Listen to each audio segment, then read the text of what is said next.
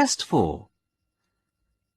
You will hear a number of different recordings, and you will have to answer questions on what you hear. There will be time for you to read the instructions and questions, and you will have a chance to check your work. All the recordings will be played once only. The test is in 4 sections. Write all your answers in the listening question booklet. At the end of the test, you will be given 10 minutes to transfer your answers to an answer sheet. Now turn to Section 1.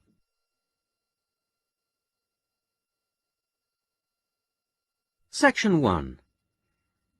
You will hear a conversation between 2 friends who are planning to visit a friend of theirs who has just had a baby. First, you have some time to look at questions 1 to 5.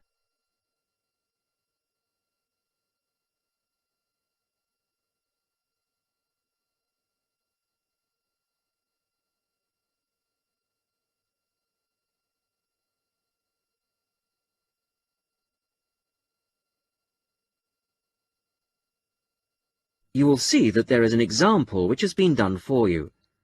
On this occasion only, the conversation relating to this will be played first. John, I've just had some good news. Susan has had her baby. Do you know when she had it? Yesterday, the 10th of August. Oh, my father was born on August the 10th. The baby was born on the 10th of August, so the 10th of August has been written on the form. Now we shall begin. You should answer the questions as you listen, because you will not hear the recording a second time. Listen carefully to the first part of the conversation and answer questions 1 to 5. John, I've just had some good news. Susan has had her baby. Do you know when she had it? Yesterday, the 10th of August. Oh, my father was born on August the 10th. Give me the details and I'll make a note for everyone at work. Okay. Well, was it a boy or a girl? It's a boy. And what are they going to call him? Tom. Tom Lightfoot. That sounds quite good, don't you think? Yes, that has quite a good ring to it. You know, he's quite a big baby. He weighed 4 1/4 kilos when he was born. Oh, that does sound big, 4 1/4 kilos. And he's long, too, 46 centimeters. Tall parents. He'll grow up to be over 2 meters, I'd say. With masses of black hair, curly black hair. You know, we should go and visit them in hospital. What about tomorrow afternoon at around 1 p.m? Yes, okay. Where should we meet? I could come and pick you up at your house if you like. Yes, that would be wonderful. My car is still off the road. Just refresh my memory. What's the address again? It's 15 Chesterfield Road, Paddington. It's next to the library, isn't it? Not exactly. It's next to a bank. The State Bank, actually. The library is opposite us on the corner. That's right. And there's a garage on the other street corner. I remember now. So you'll pick me up at 1:45, and we'll be there at 1 easily. Before you hear the rest of the conversation, you have some time to look at questions 6 to 10.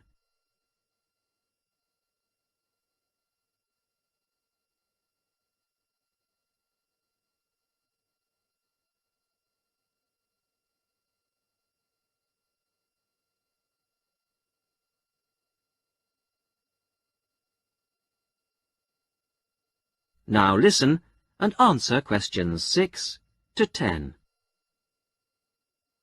Now, what should we take? We must take them something.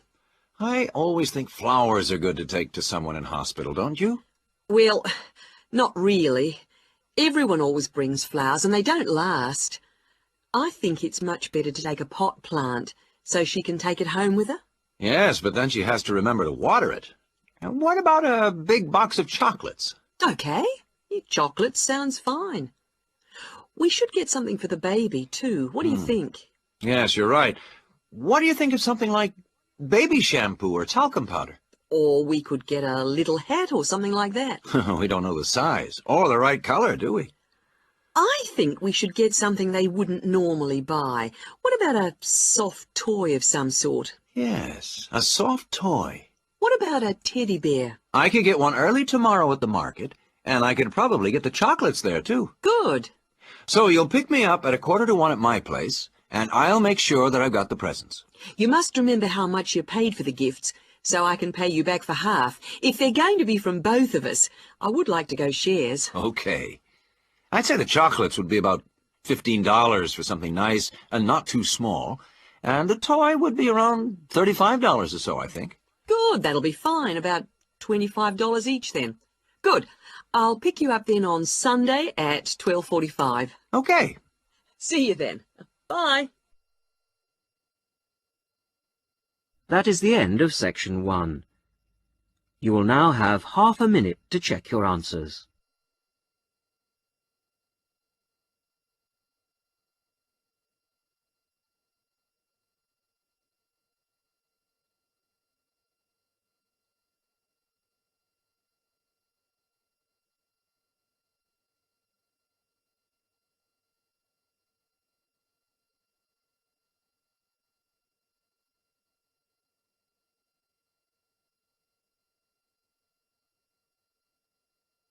Now turn to section 2.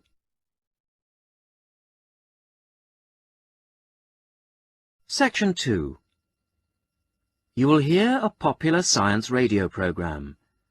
Liz Shearer talks about some new devices for use in the home. First, you have some time to look at questions 11 to 16.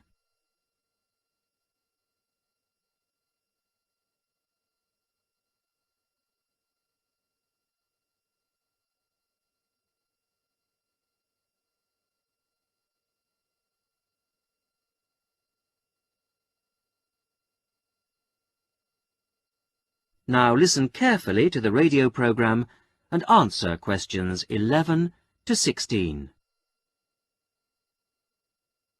Good evening. Tonight's show comes to you from the Good Home exhibition in Duke's Court, where we've been trying out some of the latest gadgets on show here and getting our resident expert, Liz Shearer, to tell us which ones are worth buying and which will die a death.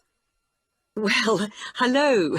Yes, John, I've been investigating 4 new household gadgets and sorting out the advantages and disadvantages and then really deciding what are must-buys, what are maybe-buys, and what are never-buys. Let's start with this vacuum flask for keeping drinks hot. Well, I felt this had quite a lot going for it.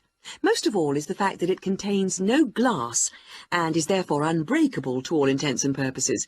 It's made of stainless steel, which is guaranteed for 20 years. Hope that's long enough. And it's true what the manufacturer claims, that it does maintain heat for 18 hours. So that's pretty good. On the downside, it really works out to be quite expensive, and much more surprisingly, it unfortunately leaves a strange taste, you know, when you've drunk from it. So, all in all, my recommendation would be it's got plenty of advantages, but it is rather expensive, so I'd say you should maybe buy it. Moving on to a natty little device, the whistle key holder. Basically, this is where you whistle and the key holder gives off a high-pitched noise and flashes light, so you can find it. One advantage of this model is that it also has a small light. You press the button, and this means you can find keyholes easily. I also felt the small size was a real advantage. On the weaker side, I did find the noise unpleasant, which I'm sure the designers could have done something about. And I found that it didn't work through metal, so it's mainly useful for finding in coat pockets, cushions, etc. But taken as a whole, I thought it was a masterpiece of design and would highly recommend it. Now you have some time to look at questions 17 to 20.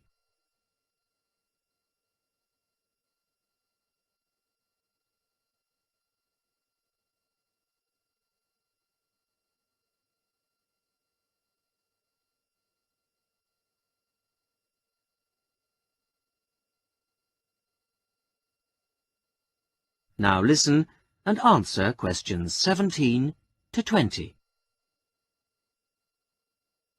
The third gizmo is called the Army flashlight because it was developed initially for military use. It works by squeezing the handle to generate the power. Its advantages are that it can be used for outside activities and also, and this is one of the surprising features, it does work underwater. My main objection to it, though, was although it did work in these conditions, this model gave off a weak light. So my recommendation, I'm afraid, would have to be to avoid this one. The decoy camera was last on my list. This is a fake video camera which you fix to your wall to scare off burglars. The advantage of this model is something which makes it look very realistic. It's flashing light. On the downside, it was quite difficult to fix to the wall. However, burglary is such a major problem these days that it is worth the effort. So, this gets my strong recommendation. OK, thanks for that, Liz. And now I'd like... That is the end of section 2. You will now have half a minute to check your answers.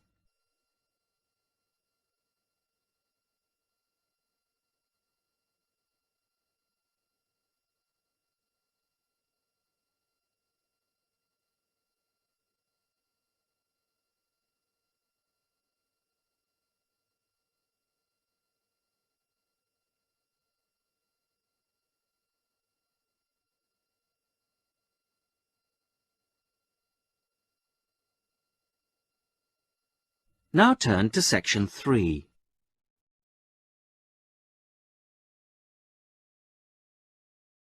Section 3. Listen to a female student, Amina, talking to her tutor, Dr. Bryson, about her project on local history. Amina has completed a first draft of the project. First, you have some time to look at questions 21 to 26.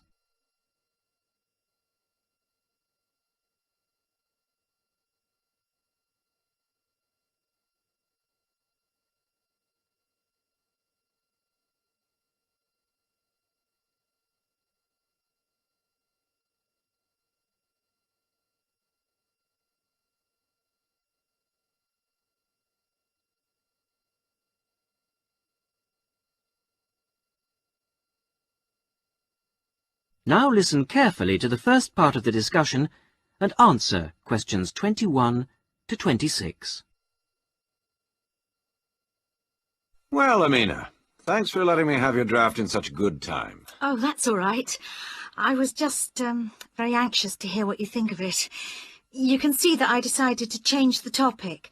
I had been interested in looking at Bering's factory. Oh, I think the hospital was a much better choice. In fact, well, I have to say that I thought it was good. Oh. There's still lots of work to be done. Oh, yes, of course. But there's plenty of good ideas. It opens well, and the first chapter is fine, but the middle section really stood out for me. Most interesting.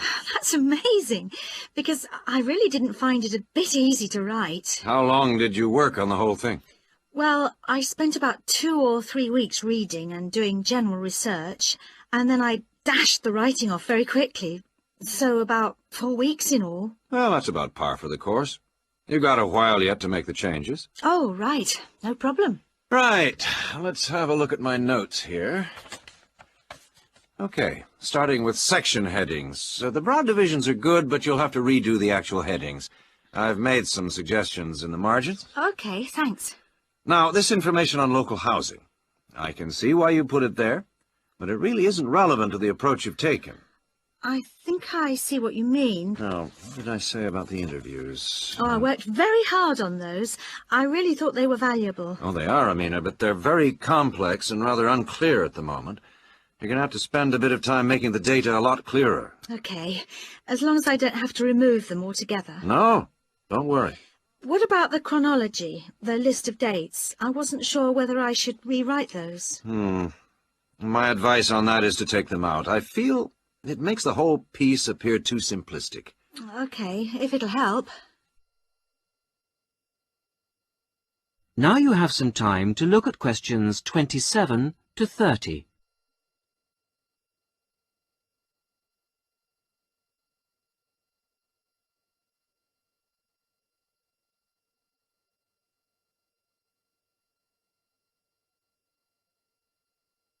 Now listen to the rest of the discussion and answer questions 27 to 30.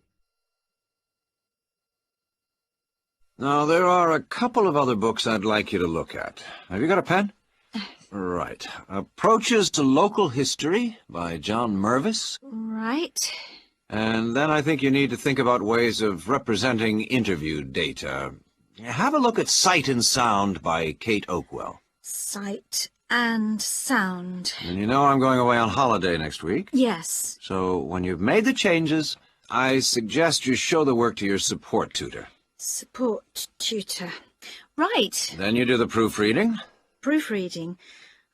When by, do you think? I'd aim for the 29th of June. And after that, you should get it laser printed. But be careful, because the computer center closes on the 10th of July. And then I hand it in to... Oh, the faculty office, as usual. OK, that's fine. I think I'm all set now. Thanks very much for all your help. A pleasure. See you when I get back. Yep. Thanks, Dr. Bryson. Bye. Bye. That is the end of section 3. You will now have half a minute to check your answers.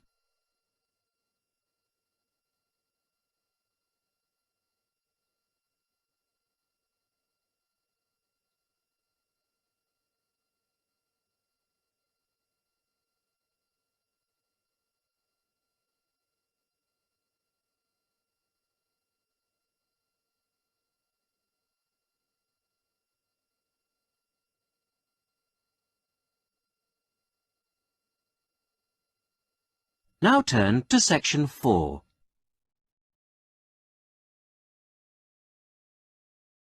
Section 4. You will hear a talk given by a university lecturer about the impact of environmental noise on a proposed building site.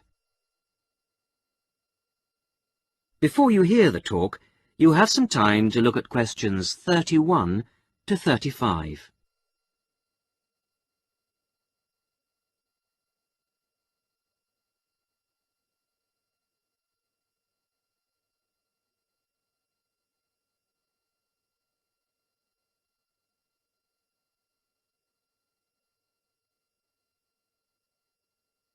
Now listen carefully to the first part of the talk and answer questions 31 to 35.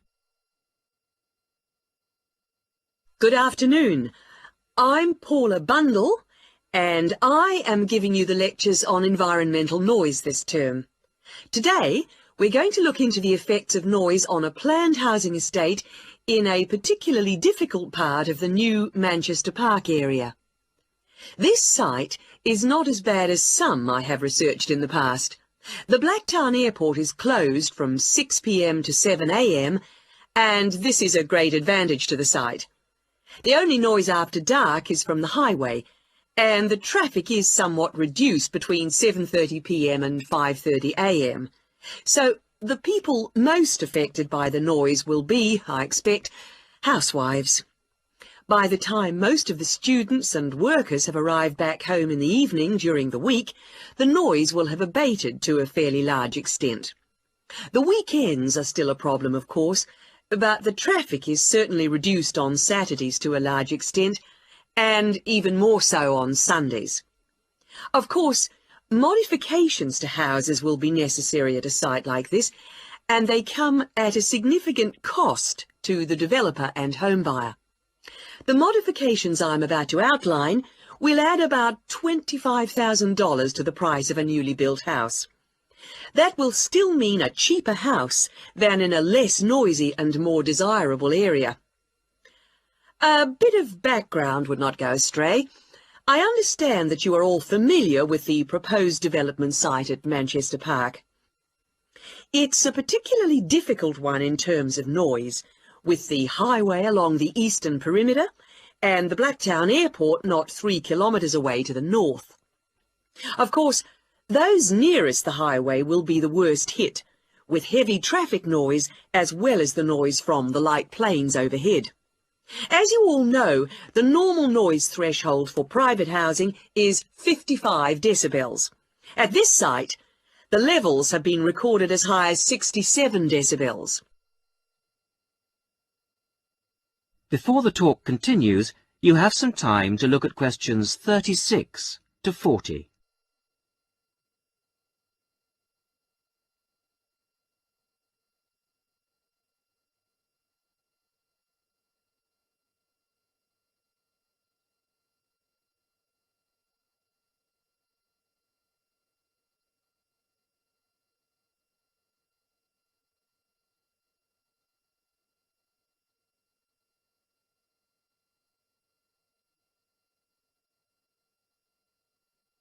Now, as the talk continues, answer questions 36 to 40. The construction of the houses has to be somewhat modified from houses in most areas. In the houses on the highway and in the noisiest areas of this site, there will be a need for specialised double glazing, and special acoustic seals will have to be fitted to the doors. All exterior doors in this especially noisy pocket will have to be solid core wood doors with hinges. Every house built on this site, not just those adjacent to the highway or nearest to the airport, will require high-density insulation materials in the roof. Not only will all the roofs need insulating, the exterior walls will be required to be double brick. All ceilings will require double-thickness plasterboard to be used in the construction. In the noisiest areas, mechanical ventilation will have to be installed in the exterior walls. In those areas with sealed windows, it will be necessary to fit fans with absorbers to cut out the noise in those particular houses.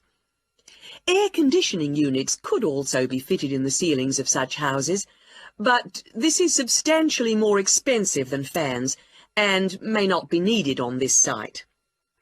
Coming back now to the double glazing I mentioned before, specialised double glazing requires a larger air gap between the inner and outer glass than normal double glazing. The gap must be at least 7 centimetres. The thickness of the glass is also a factor, 8 millimetres on the outside and 6 on the inside pane. It's essential that the glass be thicker on the outside than on the inside, and that the gap between the panes of glass be a minimum of 7 centimetres. Obviously, the noise factor will have to be taken into consideration with the layout of the houses. Living areas will have to be designed at the back of the houses, away from the highway. Bedrooms and living rooms will have to be built towards the back. And for those houses closest to the highway, 2 layers of plasterboard will be needed for the interior bedroom walls. Those rooms constructed at the front of the houses should be garages, laundries, kitchens, bathrooms and dining rooms. I have come to the conclusion that this development should go ahead, but with various acoustic modifications according to the position of the block in relation to the highway and intersection. That is the end of section 4. You will now have half a minute to check your answers.